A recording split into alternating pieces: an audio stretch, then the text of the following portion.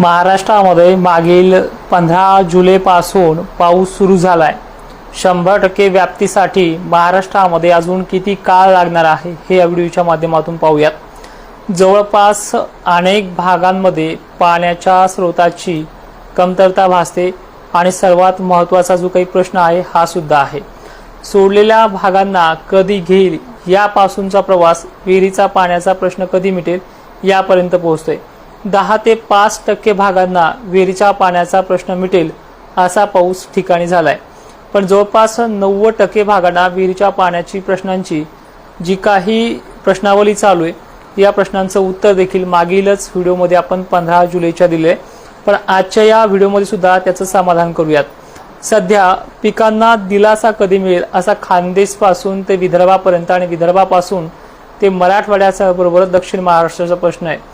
काही घाट माथ्यावरती तर काही ठिकाणी मुसळधार पाऊस बरसतोय आणि पुढचं चित्र काय आहे हे देखील आपण या व्हिडिओच्या माध्यमातून पाहूयात। भोकरदन जाफराबादच्या अनेक भागांचा समावेश फक्त बुरबुर पावसापर्यंत गेलाय आणि तिथे काही ठिकाणी हलक्या सरी देखील पडताना सध्या देखील जाफराबादची मेसेज पडतायत, पण ॲक्युरेसी आणि ॲक्युरेसीच्या मध्ये हा वातावरणाचा कुठला परिणाम आहे हे देखील पाहूयात। आता सुपर एल्निनोच्या प्रभावामुळे होतंय असं वारंवार सांगितलं जातंय।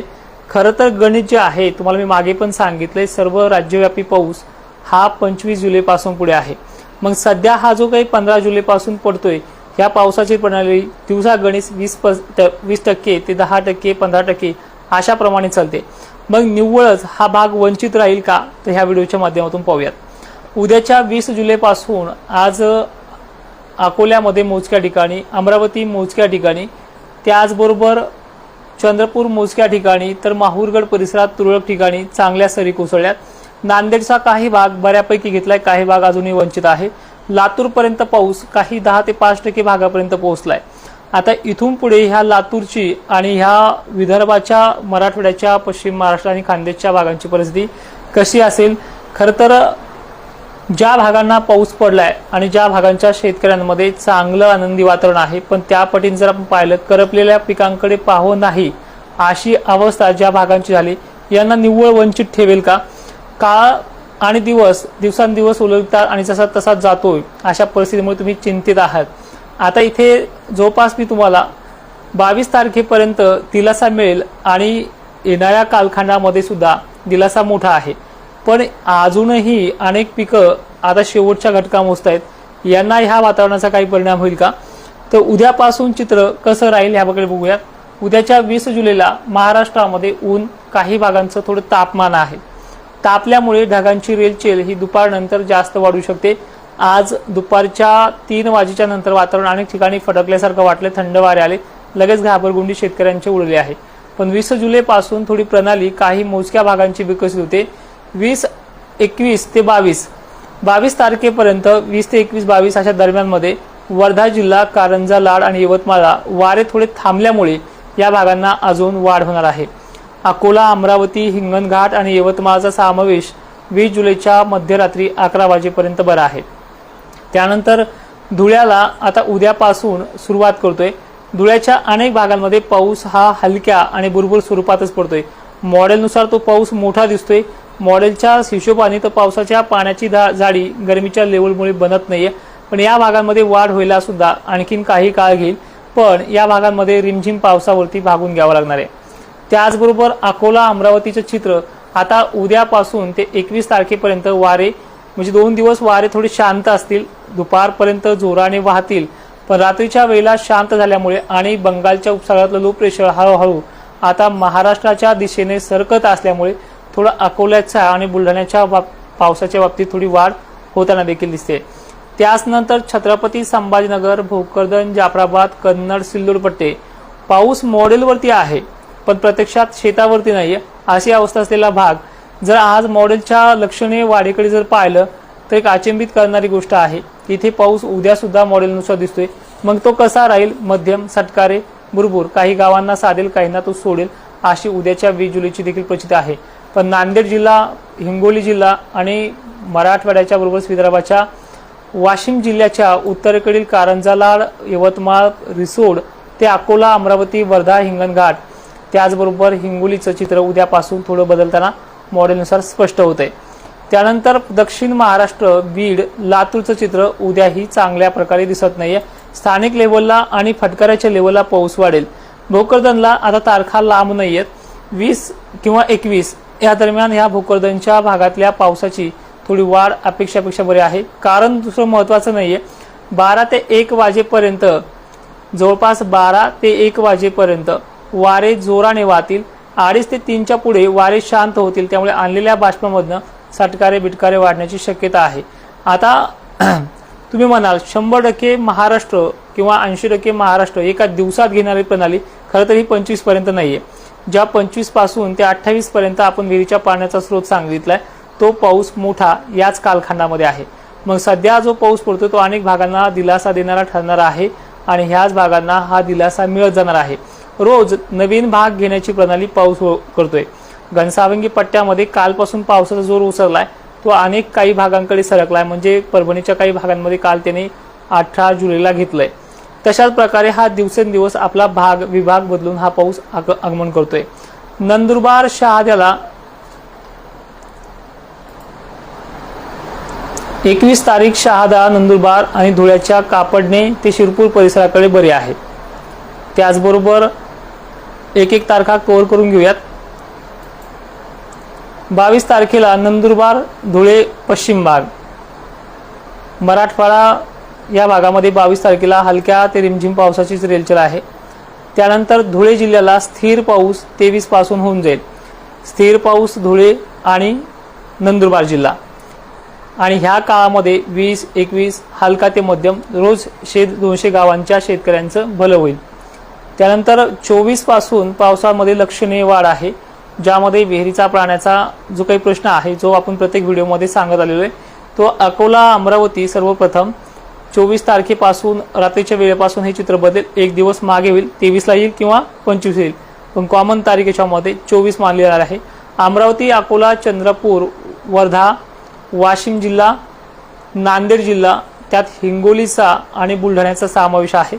यामध्ये 24 तारखेला विहिरीच्या पाण्याला स्रोत वाढेल अशा प्रकारच्या पावसाला पडण्याची सुरुवात या भागापासून पडते।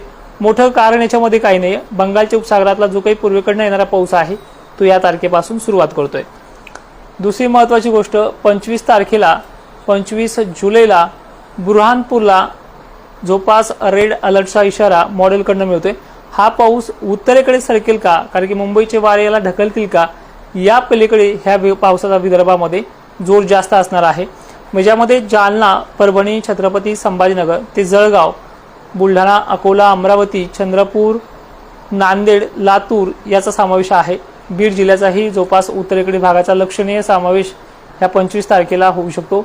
यामध्ये जवळपास बीडच्या दक्षिण आणि पूर्व भागाचा जास्त समावेश आहे। उत्तर भाग, गेवराई पट्टा, अकोला, अमरावती हे देखील भाग याच्यामध्ये येतात। त्यामुळे 24 पासून सर्वदूर सारखा आहे, तोपर्यंत फक्त शेतकऱ्यांना दिलासा आहे। 26 तारखेला नांदेड, परभणी, जालना ते छत्रपती संभाजीनगरचा प्रश्न पाण्याचा 26 ते 27 दरम्यान मिटेल अशी परिस्थिती आहे। मग आता हा 15ला सुरू झालेला प्रवास जो आहे तो जवळपास येऊन ठेपतोय 22 पर्यंत, आणि प्रशासनाने दिलेल्या ज्या काही तारखा आहेत की 22 पासून सर्वदूर पडेल तो देखील पाऊस आपण पाहणारच आहोत। परिस्थिती याच्या अगोदर अनेक भागातल्या शेतकऱ्यांची आटोक्यात आलेली आहे आणि याच्यामध्ये अनेक शेतकरी सुखावलाय, ते देखील आपण ह्या गोष्टीकडे दुर्लक्ष करू शकत नाहीये। आणि दुसरी महत्त्वाची गोष्ट, ह्या 21-22 पर्यंत अजून बरेचसे चित्र पालटणार आहे, त्यामुळे अनेक जण पिकाकडे पाहून घाबरले जात आहेत। तर याच्यामध्ये थोडं का होईना इथे दिलासा मिळत जातोय, पण निव्वळ चॅनलच्या माध्यमातून, सोशल मीडियाच्या माध्यमातून अजून घाबरण्याचं काम नाहीये। आणि विषय आहे सुपर अल्निनोचा आणि दुष्काळाचा। 1 महिना अजूनही पूर्ण झालेला नाही। 22 जूनला पाऊस आगमन केलेला आहे आणि ह्या 22 जुलैला 1 महिना पूर्ण होतोय। पावसाळा पूर्ण 4 महिने आहे, अजून 3 महिने पावसाळा बाकी आहे। आणि विशेषतः या पावसाळ्याची पुढचे गणित, पुढचा अध्याय अजून परतीचा जो मेन मान्सून आहे, ज्यामध्ये अनेक भागातल्या पिकांचा किंवा शेतकऱ्यांच्या विहिरीच्या पाण्याचा प्रश्न सुटणारी परतीचा मान्सून जो जवळपास ह्या वर्षी सप्टेंबर महिन्यात आगमन करतोय, तर या पावसाचं हे अजून गणित पाहायचं राहिले। त्यामुळे ठरवल्याप्रमाणे आणि दाखवल्याप्रमाणे आणखीन गोष्टी आहेत। दुसरा प्लस पॉईंट असा आहे, काही गोदापट्टे आहेत जे पर्जन्य छायेमध्ये आहे. सुपर अल्निनोचा जर खरंच भारताला किंवा महाराष्ट्राला परिणाम झाला असता तर एकही ढग पाहायला मिळाला नसता. ढग येतात पडत नाही, याचं कारण ह्युमिडिटीची लेवल. आभाळ आलं की आपल्या भागांमध्ये गारवा निर्माण होतो आणि त्या गारव्यामधनं बारीक बुरबुर एवढाच पाणी पडतो. पावसाला नेहमी गरमीची लेवल लागते. आभाळ धुरसर राहायला लागले आणि उष्णतेची लेवल कमी पडायली, त्यामुळे बऱ्याच भागांमध्ये ह्या गरमीचे लेवल नसल्यामुळे पाऊस मोठा पडत नाहीये. पण तरी सुद्धा सटकारे बिटकारे हे 24 तारखेपर्यंत महाराष्ट्रात कायम राहणार आहेत. जोपास रिमझिम सटकारे बिटकारे अशी प्रणाली ही महाराष्ट्रात विकसित होईल. आता नेमकंच आता उद्याचा कुठला भाग हा पावसाच्या रडारवरती घेऊ शकतो हे देखील पाहणं गरजेचं आहे, ते देखील पाहूयात. उद्याची 20 जुलै मुंबई भिवंडी हे भाग तर सांगायची गरजच नाही, इथे पाऊस नेहमी असतो. उद्या वाढ होते. कारंजा लाड यवतमाळची वाऱ्याची गती दुपारा 4 वाजता थांबणार आहे. कारंजा लाड वाशिम अकोला यवतमाळ हिंगणघाट परिसर बुरहानपूरकडनं पाऊस असल्यामुळे थोडाफार भुसावळ जळगाव आणि चोपडा अमळनेर धुळ्याच्या पूर्वेकडील भागांचा येथे समावेश आहे. अचलपूर अमरावती हा भाग देखील उद्या पावसाच्या रडारवरती येईल. नागपूर एरिया आहे. भंडारा शहर परिसर रोजच पाणी चांगला पडतोय, हे देखील असेल. छत्रपती संभाजीनगरला आभाळ काळकुट्टा आभाळ आणि सटकारे वाऱ्याचा जोर जास्त असल्यामुळे जास्त मोठी व्याप्ती राहणार नाहीये. मनमाड ते श्रीरामपूर अकोले इथे देखील पावसाचे फटकारे वाढणार आहेत. बीड जिल्ह्याच्या बाबतीत बघूयात. धाराशिव सोलापूर बसव कल्याण मार्गे एक मोठी टफ एरिया बनेल, इथे काही ठिकाणी हलका ते मध्यम पाऊस होणार आहे. परभणी जिल्ह्यात सुद्धा बसमत साईड, नांदेड साईड, पालमपूर्णा, हिंगोली, जालन्यातल्या मंठा घनसावंगी पट्ट्यात परतूर काही ठिकाणी, जिंतूर पट्टा रिसोड काही ठिकाणी वारं जर जास्त असेल तर हा पाऊस बारीक बुरबुरीमध्ये रूपांतर होईल आणि आता मध्यम ते दमदार पावसाकडे जावं लागेल. 21 जुलैला याची पद्धत कशी आहे ते देखील पाहूयात. 21 जुलैला महाराष्ट्रामध्ये पाऊस जो आहे तो धुळे ते नंदुरबार शहाद्याकडे वळतोय. विदर्भाकडे जास्त वळ असेल याच्यामध्ये पावसाचा भाग घेण्याची कंडिशन परभणी, वसमत, हिंगोली, वाशिम आणि जालना शहर परिसर पूर्वेकडील भाग, अहिल्यानगर उत्तर भाग, छत्रपती संभाजीनगर दक्षिण भाग, थोडा आभाळाने साथ दिली तर वैजापूर, कन्नड, सिल्लोड. 21 तारखेला अकोला, अमरावती, नागपूर बाँड्री लगतचे भाग आहेत. MP हिंगणघाट, यवतमाळ, अकोला आणि बुरहानपूर, भुसावळ ते धुळेचा मोजका भाग. 22 जुलैला सुद्धा पूर्व विदर्भाला वारे थांबणार आहेत. 22 जुलैपासून आणि 23 जुलैपासून वारे कमी होतील आणि हे वारेच पाऊस थांबून देत नाही. वाऱ्याची तीव्रता दुपारपर्यंत कायम असेल. 22 तारखेला सुद्धा वर्ध्याचा पाऊस वाढतोय 22 पासून आणि काही भागांना तो देखील त्या दिवशी सोडते, पण एक साधारण पिकांना दिलासा मिळून जाईल. आणि 23 पासून लो प्रेशर पूर्ण महाराष्ट्राच्या दिशेने वळते आणि विदर्भाचा फायदा 23-24 पासून होईल. तर हे आहे गणित पावसाचं. येणाऱ्या 30 तारखेपर्यंत महाराष्ट्रामध्ये विहिरीचा पाण्याचा अनेक भागांचा जवळपास 60 ते 70% भागांचा पाण्याचा प्रश्न मिटेल अशी शक्यता आहे. टक्केवारी घसरली तर 50 पर्यंत राहील आणि आता वाढू सुद्धा शकते मराठवाडा आणि विदर्भ. जय शिवराय.